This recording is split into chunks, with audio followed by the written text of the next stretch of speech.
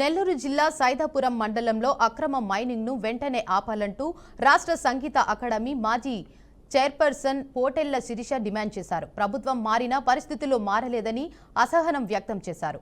Srinivasa Padmavati mine, సిద్ధి వినాయక మైన్లలో ప్రభుత్వానికి చెందిన 400 కోట్ల విలువ చేసే 1,00,000 టన్నుల క్వార్జ్ తెల్లరాయి లీజులు ముగిసినప్పటికీ అక్రమంగా మైనింగ్ నిర్వహిస్తున్నారని ఆరోపించారు. తన ఊపిరి ఉన్నంత వరకు ఈ అక్రమ మైనింగ్ పై పోరాటం చేస్తానంటున్న పొట్టెళ్ల శిరీషతో మా ప్రతినిధి Sagar Reddy face to face. గత వైసీపీ ప్రభుత్వంలో అక్రమ మైనింగ్ జరిగింది. విచ్చలవిడిగా కోట్ల రూపాయలు దోచేశారు. కూటమి ప్రభుత్వం అధికారంలోకి వస్తే అంతా మంచి జరుగుతుంది, అంతా మార్చేస్తామని చెప్పి అధికారులు చెప్పారు. అట్లాగే ప్రజల వారికి పట్టం కట్టారు. అధికారం కూటమి ప్రభుత్వం అధికారంలోకి వచ్చింది.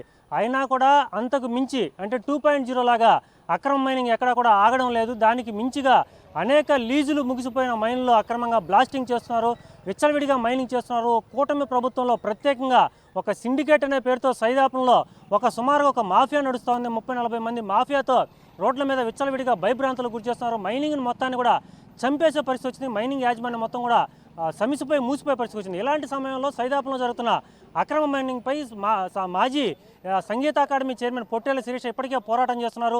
స్థానిక అధికారుల నుంచి జిల్లా రాష్ట్ర స్థాయి అధికారుల దాకా అనేక దఫాలుగా కూడా పిటిషన్లు ఇస్తూ ఉన్నారు. కానీ ఆమె ఏమి పిటిషన్లు ఇస్తున్నారు, సైదాపురంలో ఏమి అక్రమ మైనింగ్ జరుగుతుంది ఆమె అడిగి తెలుసుకున్నాం. ప్రస్తుతం ఆమె తన ఇచ్చిన పిటిషన్ మీద తెలుసుకునేందుకు సైదాపురం పోలీస్ స్టేషన్ వద్ద ఉన్నారు.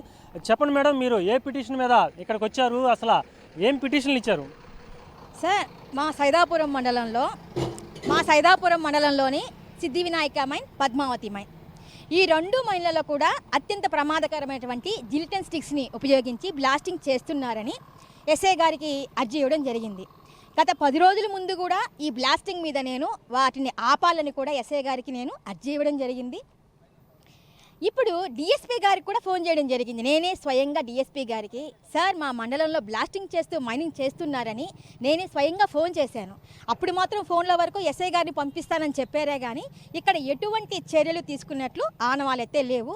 సరే, నా బాధ్యతగా మరలా కూడా నా ప్రయత్నం పూర్వకంగా ఈరోజు వచ్చి ఈ జిలిటన్ స్టిక్స్ని ఉపయోగించడం వల్ల ఆయా గ్రామ ప్రజలందరూ ఇబ్బంది పడుతున్నారు, మూగజీవాలు ఇబ్బంది పడుతున్నాయి. దయచేసి వీటిని అరికట్టండి అని మరలా నా బాధ్యతగా ఈరోజు నేను మరలా వచ్చి ఎస్ఐ గారికి అర్జీ ఇవ్వడం అయితే జరిగింది. సార్, ముఖ్యంగా చెప్పండి, అసలు ఈ సిండికేట్ ఏంటి? కూటమి ప్రభుత్వం వచ్చినాక మైనింగ్ మొత్తం మూతపడిపోయింది. ప్రత్యక్షంగా పరోక్షం 10,000 మందికి తిండి దొరికే పరిస్థితి లేదు. ఇలాంటి సమయంలో మీకు ఉన్న సమాచారం ఏంది? అసలు ఈ కూటమి, ఈ సిండికేట్ అనే పదాలు మీరు విన్నారా? ఇప్పుడు నన్నేగా సార్, సైదాపురం మండలంలో ఎవరినైనా ఈ మైకా పరిశ్రమ కింద బతుకుతున్న ఆధారపడి ఉన్నటువంటి ఉద్యోగులు కావచ్చు, కార్మికులు కావచ్చు, కూలీలు కావచ్చు, వేలాది మంది కుటుంబాలు కూడా ఈ సిండికేట్ అంటే, మైనింగ్ అంటే అందరికీ తెలిసిందే. ఇక్కడ ఏమీ లేదు సార్. ఇక్కడ ఈ 2 మైళ్ళకి 50 సంవత్సరాల లీజు గడువు పూర్తి అయిపోయినవి. ఈ 2 మైళ్ళకి, ఈ పద్మావతికి, ఈ సిద్ధి వినాయక మైన్కి ఎన్విరాన్మెంటల్ క్లియరెన్స్ లేదు, ఐబిఎం ప్లానింగ్ లేదు. ఈ రెండిటిపైన కోట్ల రూపాయల డిమాండ్ నోటీస్ ఉంది. అసలు ముఖ్యంగా ఈ రెండిటిపైన ఎన్జిటీలో కేసు కూడా నడుస్తుంది. అయినా సరే ఈ మైనింగ్ మాఫియా వరకు ఎటువంటి తగ్గకుండా విచ్చలవిడిగా వారికి ఇష్టం వచ్చినట్టుగా బ్లాస్టింగ్ చేస్తూ అక్రమంగా మైనింగ్ చేస్తున్నారు. వీటిపైన డీడీ గారిని కలిశాను. నా ప్రయత్నంగా డీడీ గారిని కలిసి, సార్ అక్రమ మైనింగ్ చేస్తున్నారు సార్, దీని మీద తగు చర్యలు తీసుకోమంటే నాకు సంబంధం లేదు అని మీడియా ముఖంగానే వారు చెప్పారు. చూడండి సార్, వెళ్తూ ఉన్నాయి మీ కళ్ళ ముందే, ప్రత్యక్షంగా చూడండి. మేము చెప్పేది అబద్ధం అయితే మీ కళ్ళ ముందే జరుగుతుందా? చెప్పండి. ఈ మైనింగ్ మాఫియాకంతా కూడా మాట్లాడాల్సిన బాధ్యత నా మీద ఉంది కాబట్టి ఈ విషయం మీద ఎంత రాష్ట్ర స్థాయిలో అయినా సరే పోరాటానికి నేను సిద్ధం, పోట్లాడుతూనే ఉంటా. ముఖ్యంగా చెప్పండి, ఈరోజు ఒక 3 యువకులు ఈ అక్రమ మైనింగ్ పైన చిత్రీకరించేందుకు వచ్చారని చెప్పి, డ్రోన్ ఎగరేశారని చెప్పి వాళ్ళని స్టేషన్ తీసుకొచ్చారు. ఎటువంటి ఫిర్యాదులు లేవు, ఎవరో ఫిర్యాదు ఇచ్చారంటారు, కనీసం ఫిర్యాదు పేరు చెప్పడం లేదు. ఇలాంటి సమయంలో మీకు ఏమైనా సమాచారం ఉందా దాని మీద? నాకు ఒక అనుమానం కలుగుతుంది సార్.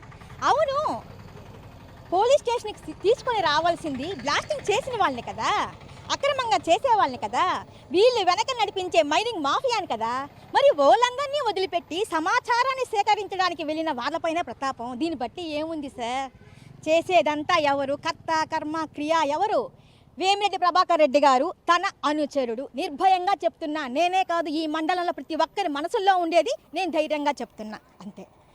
దీనికి ఇంకొక విషయం, ఇక్కడ ఈ సిండికేట్ అంతా ఏం జరుగుతుందంటే ఈ పద్మావతి సిద్ధి వినాయక మైన్ ప్రస్తుతం 1,00,000 టన్నుల మెటీరియల్ ఉంది అందులో.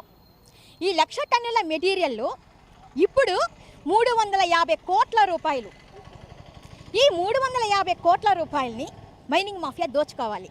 దీనికోసమే ఈ ప్రయత్నాలు. ఈ మీకు విషయం తెలిసే ఉంటుంది, 30-40 మంది మధ్యలో ఈ పద్మావతి మైన్కి సిద్ధి వినాయక మైన్కి వెళ్ళే మార్గంలో ఆ మైన్ల దగ్గర ఈ దోపిడీ దొంగల్ని, ఈ దారి దోపిడీ దొంగల్ని, నెల్లూరు నుంచి రౌడీ మూకల్ని వాళ్ళు తీసుకొచ్చి ఈ 350 కోట్ల రూపాయలని దోచుకోవాలని ప్రయత్నిస్తున్నారు. కానీ ఇది ఏమవుతుంది, కోట్ల రూపాయలు కాదని నిలబడిన అదిగోండి సార్, ప్రత్యక్షంగా చూడండి, అది చూడండి, వాళ్ళని పట్టుకోవాలా పోలీస్ స్టేషన్కి ఎదురుగా, అది సార్ ఆధారం. చివరిగా నా ఉద్దేశం ఒకటే, ఆమె చెప్తున్నమాట చూడాలి. మొత్తం మీద 30-40 మంది రౌడీ షీటర్లు గ్యాంగులతో ఇక్కడ అక్రమ మైనింగ్ చేస్తున్న వాళ్ళకి పోలీసులు అధికారులు కొమ్ము కాస్తున్నారు తప్ప వాళ్ళని ఎందుకు అడ్డుకోవడం లేదని చెప్పి శిరీష్ అయితే చెప్తున్నమాట. ఇది ఇక్కడ తాజా పరిస్థితి. కెమెరామెన్ సురేందర్తో సాగర్ రెడ్డి, బీఆర్.